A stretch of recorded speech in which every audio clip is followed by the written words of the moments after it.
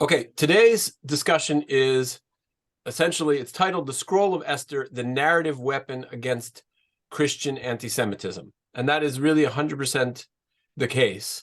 But there's really another way to look at this particular episode. What we're going to do is, this is the interpretation of the Megillah as a lived experience. And what this means is that there are people who read the Megillah not as something which was just some far-off abstract story. They're not reading this like it was some sort of disembodied children's story.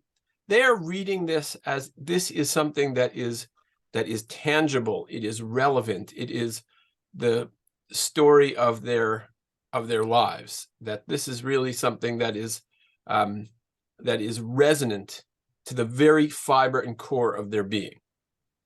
And so the story that the way we're going to look at this first is we're going to look at how did the crypto-Jews, how did the Marranos read the Megillah? Now, on the one hand, oops, hold on, I tried to let somebody in and I think I hit the wrong slide. Let me just go back a second. Apologies on that.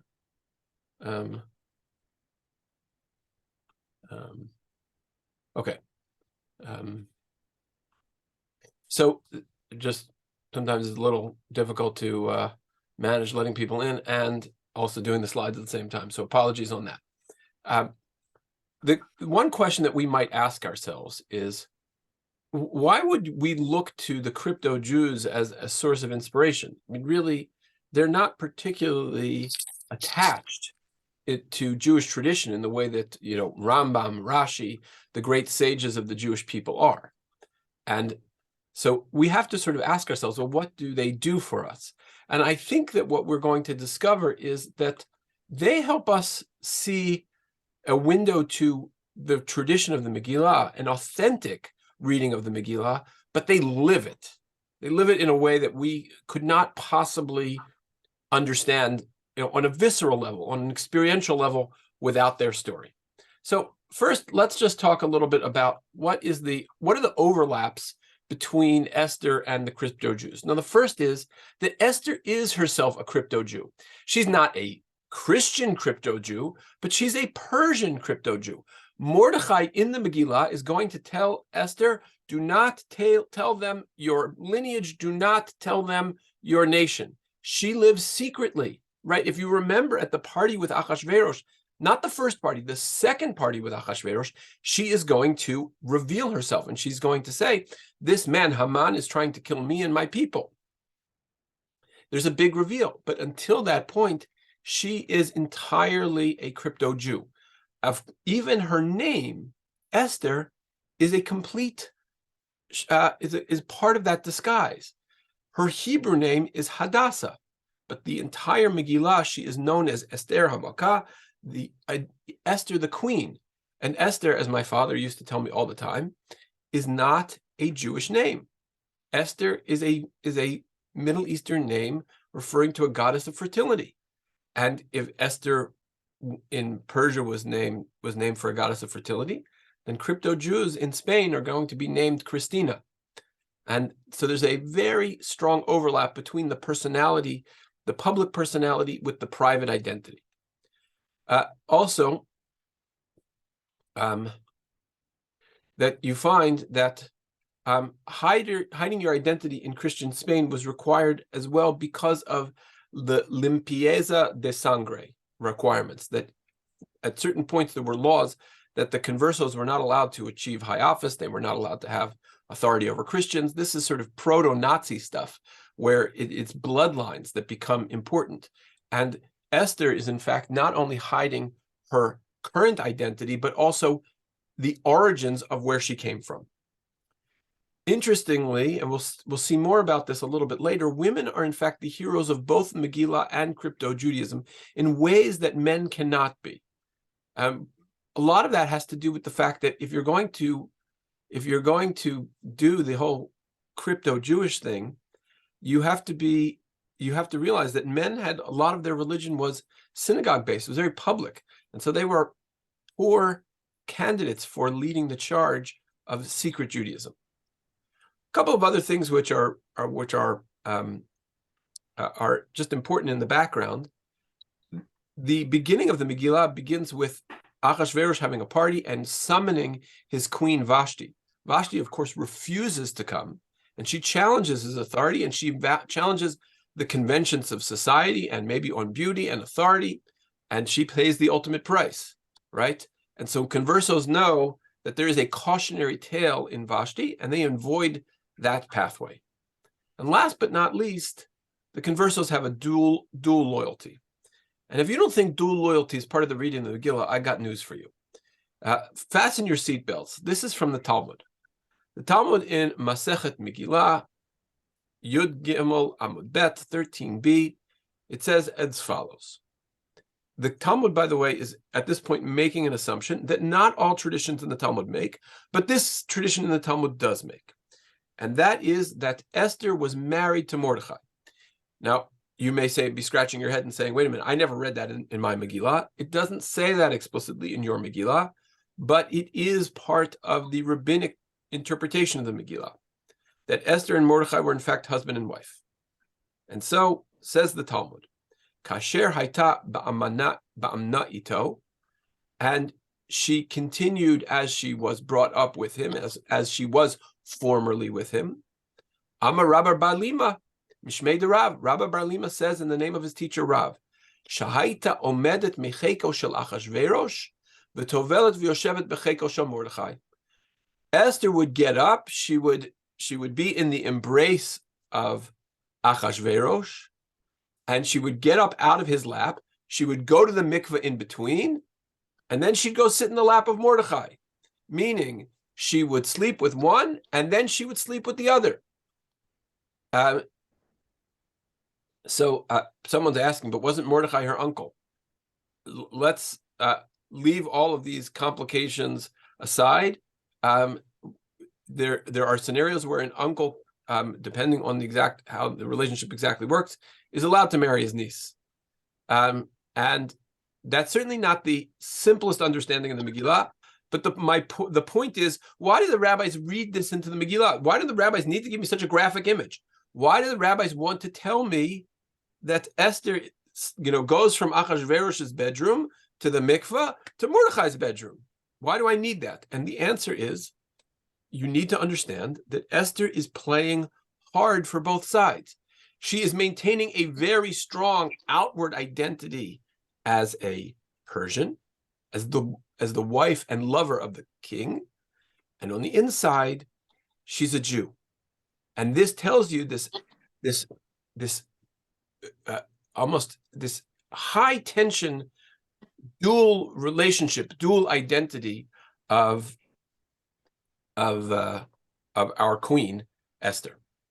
And so the Marranos, who were disconnected from Jewish education and certainly may not have been allowed to own a Talmud and may not have known this exact text, they see the same tension. In other words, the idea of Esther as a person with dual loyalties, who is being stretched to the limit by those dual loyalties, is not the Marranos alone. This is a fundamental core part of Jewish tradition, but they saw exactly the same personality in Esther.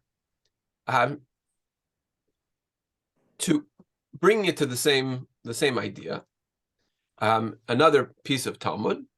So the Talmud is going to sort of bring up an interesting question, that Esther, one of the questions is that with the three big sins, you have the sin of idolatry, the sin of sexual immorality, and the sin of murder. These are the three things that you're supposed to lay your life down for. In addition to which, any sin, if it's done publicly, and is done as a way to force you to give up your Judaism, you're meant to give your life up before betraying God publicly. And here, the Gemara says, it asks the question, V'ha Esther farhes Yahava? Wasn't Esther a public sin? And the Talmud has its answer that Esther was a passive participant, and because it was an act of pleasure, it wasn't really an act of betrayal. But the perspective here is very interesting. because the perspective is, the Talmud is saying, well, wait, all the Jews knew that she was Jewish, but clearly Achashverosh didn't know that she was Jewish, right? So that half the people know she's Jewish, half the people don't know she's Jewish. And again, it's another dimension of this dual identity, which of course would resonate again with the conversos, because the conversos were in this scenario where the people who they would join with in perhaps having a Seder, perhaps the people they would join with in teaching or studying Torah in clandestine or observing other holidays in a clandestine fashion would know that they were Jewish, and they would have to worry that someone in the community might out them in an auto de fe or in some kind of inquisitional trial. But you have this very interesting scenario where your people know who you are, but the public doesn't know who you are. And this is exactly what the Talmud is describing, that everybody, all the Jews knew that Esther was Hadassah, but vis-a-vis the rest of the culture, vis-a-vis the rest of the world, she was Esther. I couldn't resist putting in one other parallelism to this. I don't know if anybody here has read this book, a fascinating book, The Nazi Officer's Wife, how one Jewish woman survived the Holocaust. This book is the biography of a woman, she's an Austrian woman who ended up having a friend of hers pretend to lose her papers in the Danube. And then the friend was able to get new papers, and she took her friend's Aryan papers and she moved, I think, to the city of Bonn, where no one knew her. And she went to art museums every day.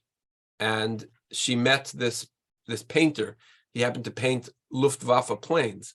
And they became intimate. They became, I think, for her, it wasn't really so much an act of love as an act of survival.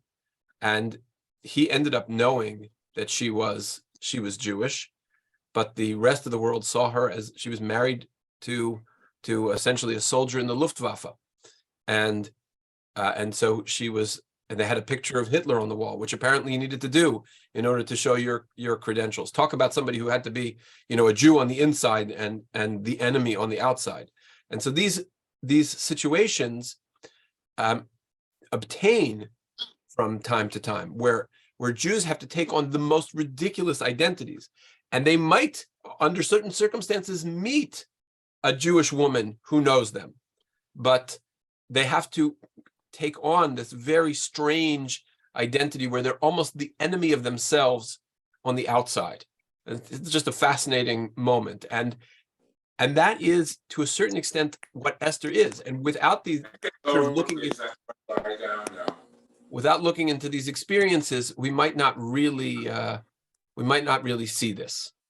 Okay, now the question is, where do we discover the embrace of Esther as the hero of the crypto Jews? And the answer to this is largely in the Inquisitional trial records. There are numerous records of Inquisitional trials, and one comes from a particular family, the Carvajal family. They lived in New Spain, which is sort of Mexico, Texas, maybe reaching into California. And we tend to think of the Spanish Inquisition as something which was only Spanish, but it really reached the entirety of the Spanish colonies. And this was a case that took place in Spain. We also have the diary of one of the members of the family, which he wrote in prison after the Inquisitional trial. That's Luis de Carvajal. I hope I'm pronouncing that correct. My Spanish is, I had 4 years of high school Spanish, but I'm not sure it really stuck. And almost all of them are killed in the auto de fe. Auto de fe means an act of faith. And that's Isabel, Luis, Lenore, Mariana, and Catalina. So his whole family is taken in this. And this is what we find from the story of the Inquisitional trials. We find that he fasted on the great days of the Lord, which the Jews call days of penance, that's Yom Kippur, not eating until night when the stars came out, the first of these fasts, and he keeps them in the company of these, his mother, Dona Catalina, Dona Mariana, Dona Lenore, and Luis de Carvajal in September, which will come. which they did keep Moses' law, and the second fasting was this September. So there was 2 fasts in September, which is sort of odd. But we scratch down a little bit more. We see Donna Isabel contemplating the fasting of Queen Esther. In all of these 3 days, Queen Esther had not eaten. The conversos observed a 3-day fast for Esther. Now, if you read the Megillah tells you that Esther says to everyone, Lech kenos et kol hayudim, go gather in all of the Jews, and tzumo alai, day and night for 3 days. Al tishtu mayim, don't drink water, don't eat at all. And she says, I and my maidens will do exactly the same. And so Esther is observing a fast, and these converso women are also observing these fasts. Now, again, you see that their tradition is not, rock solid, because they're observing the fast of Esther in September. Now, there are 2 possible times you could observe the fast of Esther, really only one. Our tradition has it the day before Purim. And ironically, it's not really the fast of Esther, because the fast of Esther took place over Pesach, which is a whole subject that the rabbis deal with beyond our scope today.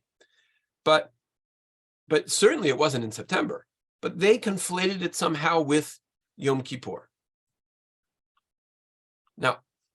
Now we find even further evidence of this converso fasting. Donna Isabel not only fasted on the official days, but also on other days she fasted, and did so much penance that she did not eat all day, and often for 2 days without eating all day or night. So we see that these converso women were very, very righteous about their fasts. And just one more piece of evidence how we know that they did it in September. They said the fast of Queen Esther is for 3 days, and it falls in September. Now, you all know that the reason that Yom Kippur can never fall on a Sunday or a Friday is because we're not going to let people fast for too long, and we want them to be able to cook as soon as the holiday is over. You need to be able to heat your food at breakfast. And we don't ever have consecutive fasting days. But again, these conversos were very attached to Queen Esther, and they actually fasted for her fast for 3 days straight. Now, here's where I think this story becomes really fascinating, the crypto-Jewish story. Men versus women in the crypto-Jewish context. The real heroes of the survival of the Marranos were the women. Men were sort of caught flat-footed because the things that men do, synagogue life, was almost completely eliminated, if not completely eliminated.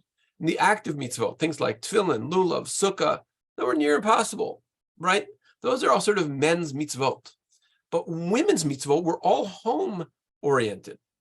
And so things like lighting candles, fasting, kashrut, those were all things that they could, to a certain extent, they had much more control over and were much less likely to be actionable by the Inquisition. One scholar says as follows. This is from David Gillett's Secrecy and Deceit, the Religion of the Crypto-Jews. Fasting was employed more than any other Jewish practice because it was harder to punish abstinence than it was to observe overt celebration of festivals. It was hard for them to punish it. And so this was something that these women could embrace and they could make their own, and it was part of their expression in piety. And so the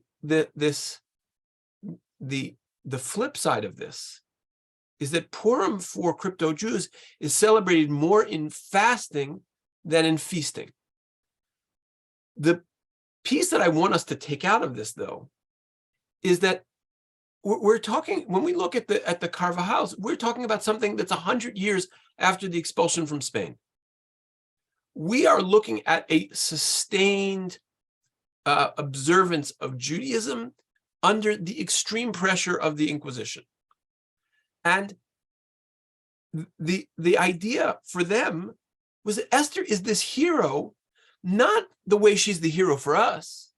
She's the way for the hero for us because she speaks up and she fights against Haman and she has him executed and she she works together with Mordechai, and she has a whole plan for rescuing the Jews, which is all very good. It's a very important part of the Megillah. But for these crypto Jews, why is Esther this champion?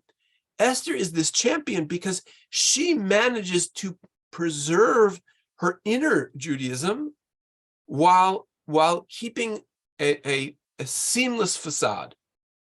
That she fasts with her own maidens in the secrecy of her palace, and then gets up and entertains her king as a queen is meant to.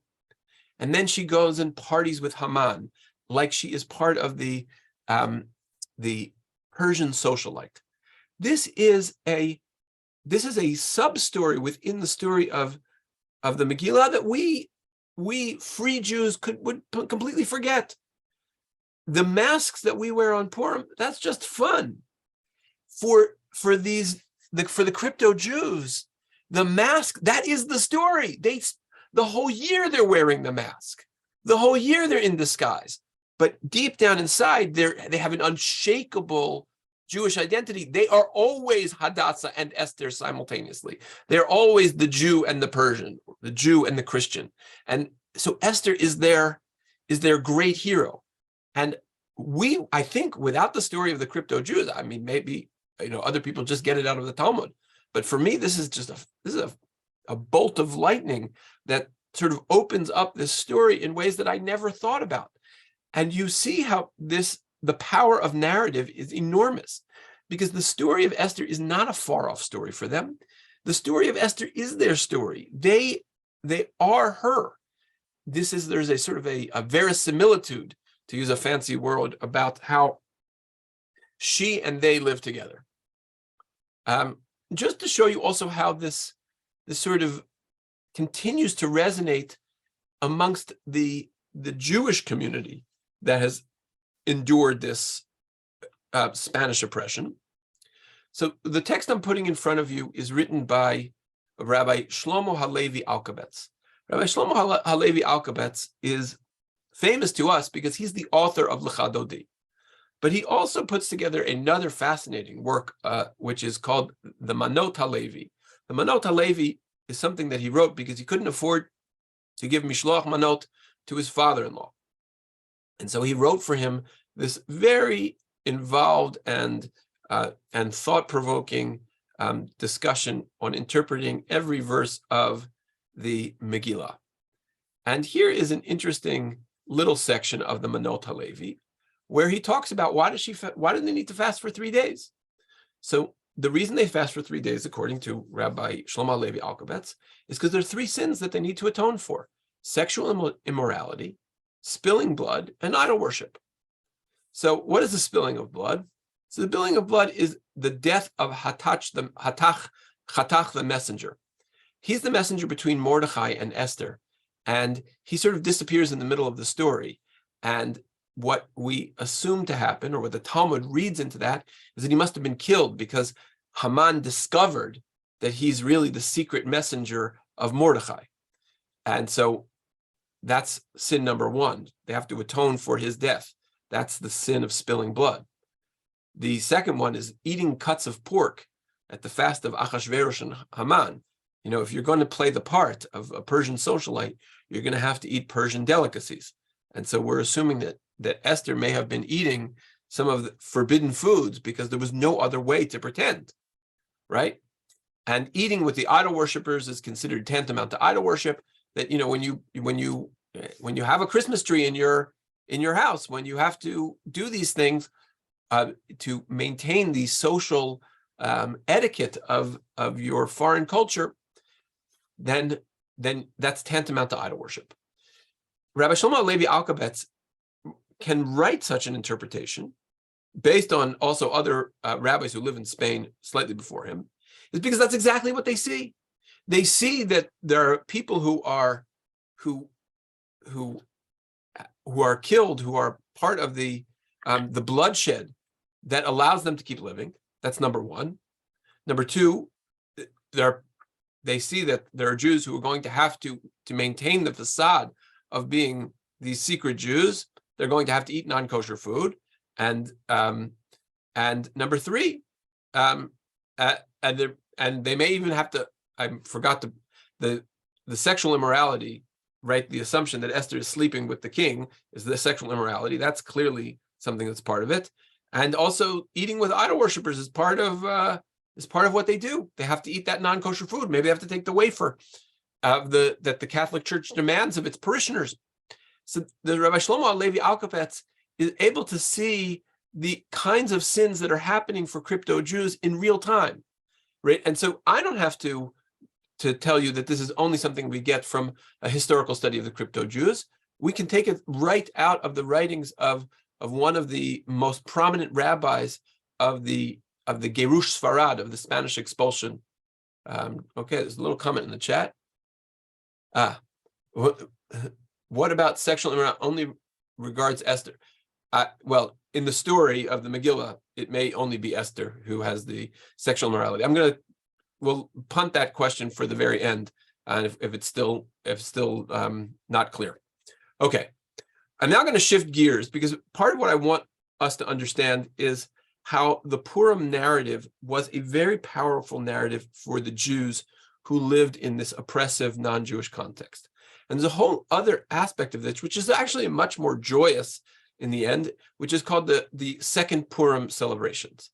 And we have a number of them. I've selected 3, but there are many more that we could choose. There are probably tens, if not close to 100 of these. So one of them happens in the year 1038. Zoyar al-Amiri, the ruler of Almeria, invades Grenada, where Shmuel Hanagid is the vizier. And if they win, if the invaders take Grenada, then the Jewish community's got its neck on the chopping block, because Shmuel Hanagid is essentially maybe the highest appointed official in the entire place. Shmuel Hanagid is a very important Torah scholar as well. Now, fortunately, the invaders lose the battle. Grenada holds, and Shmuel Hanagid writes this poem, which is Eloha Oz, God of Strength, and it's a religious poem. But what's interesting about this is he not only does he compose this poem, but he sends this prayer to Israel, to Tunisia, to Babylonia, and he says to each one of you, you guys should set up a Purim on the anniversary of this day, and you should read my poem, and you should have a big celebration, because he experienced this salvation. He felt like he was in the crosshairs of the Haman of his generation. Hashem saved them, and so they should celebrate a Purim. The connection to Purim, by the way, should not be mistaken. So this is a different scenario. You can see it's several hundred years later. It's in 1524. In 1524, the governor of Egypt rebels against Suleiman the Magnificent. And then the governor imprisons 12 Jews in an effort to extort money from them. And he threatens to exterminate all of the Jews of Egypt. Now, that sounds a little familiar to us. And, of course, Suleiman musters his forces and retakes Egypt. And the Jewish community there writes the scroll, and they send it out to a number of different places. But let's just read the text of the scroll. It says, now it came to pass in the days of Suleiman the king. This is the king Suleiman, who reigned in Turkey and the Levant and Greece and in many other provinces, that in those days when the king Suleiman sat on the throne of his kingdom, which was in Constantinople, a great city. This is almost, if you take out Suleiman and put in Achashverosh, and you take out Constantinople and put in Shushan Habira, you have the Megilah. This is almost Megilah Mad Libs, right? Take out the name Achashverosh, put in the name Suleiman. Or if you wish, if Chat GPT was told to write the story of Suleiman and the Jews of Egypt and this rebellion in the style of Megillat Esther, this is what you would get. And so we have again a community that says we experience the salvation just like the Jews of Shushan once upon a time. You'll forgive me. We didn't need a third example, but I just could not resist. There's a story of the Jews of Fossano. They are being attacked by, well, the Jews aren't being attacked. Fossano is being attacked by Napoleon and the French continental army. And what's happening is, as they get to all these places, they rip down the ghettos, because the French believe in, liberty, equality, fraternity. And so there is no separation. There is no ghetto. The walls of the ghetto are broken down. Now, as the French are approaching, this is all happening during Pesach, and the Jews are celebrating Pesach, right? And they're celebrating while the rest of the town is in fear. They're going to be conquered by the French. And the Jews are in the ghetto, and the cannonballs are flying, and the cannonballs are flying over the ghetto wall and landing into the rest of the city, missing the Jews. And so the anti-Semites put two and two together. They say, we're three. They put two and two together several times. They say, wait a minute, this is good for the Jews because the ghetto wall is going to be broken down. They're celebrating, which they were, this Pesach. And number three, the cannonballs aren't landing in the ghetto. This must be they're conspiring with the enemy. The mob gathers together. They start chasing the Jews. And the synagogue in Fossano was up a stairwell. This is not a picture of that. That synagogue, unfortunately, no longer exists. This is the synagogue in Siena, which is roughly in the same area and built in the same style. So at least we can sort of imagine what it looked like. The Jews run up the stairs. They barricade themselves in the synagogue. The mob is chasing after them. And then at that very moment, a French cannonball comes through one wall, hits the other wall, is implanted in the wall, does not do any significant damage, but it comes close enough to the mob that they run and disperse. And the impression that particular cannonball made in the wall was apparently preserved for a long time. And this is you can still go to, this is Via della Ghetto in Fossano. This is a picture of the synagogue of Cuneo, which was a neighboring town, so they may have looked alike. But the fascinating thing is that there was a plaque there where it said Nes shel habomba, the miracle of the bomb. And the rabbi then wrote, he said, Zeh sefer shevach uzmira lezemer b'hai atra kila kodesh fasana. This is on the fourth day of Pesach. And this was the Purim of Fossano. And so they had this special day, which was Purim. And here, what we see from these three examples, and we could have taken 100, is that Jews see the story of Purim as the hand of God protecting them in the diaspora. There are enemies, there are Hamans of every generation, whether they be Almeria, whether they be the residents of Fossano, whether they be the governor of Egypt. They're always going to be someone who's going to have it in for us.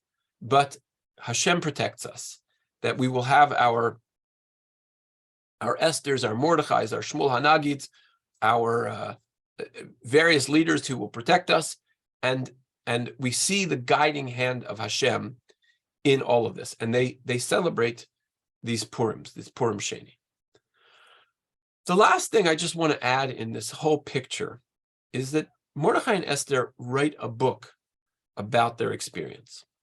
And by and large, as I've told you before, Jews between the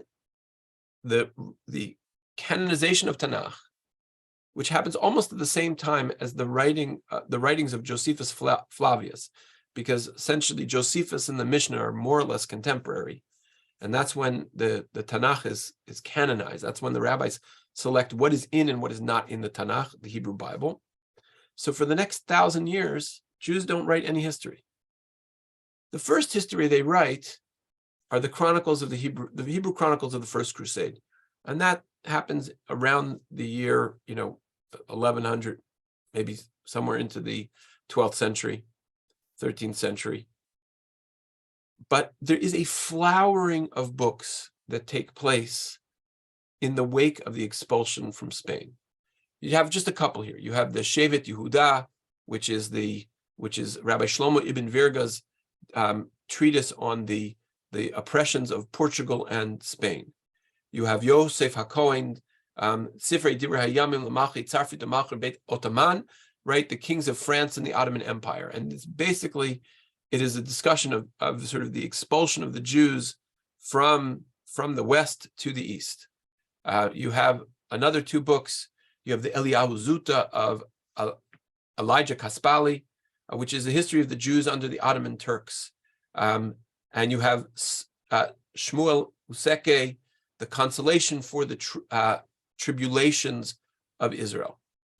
And the take home here is that the expulsion from Spain was considered monumental.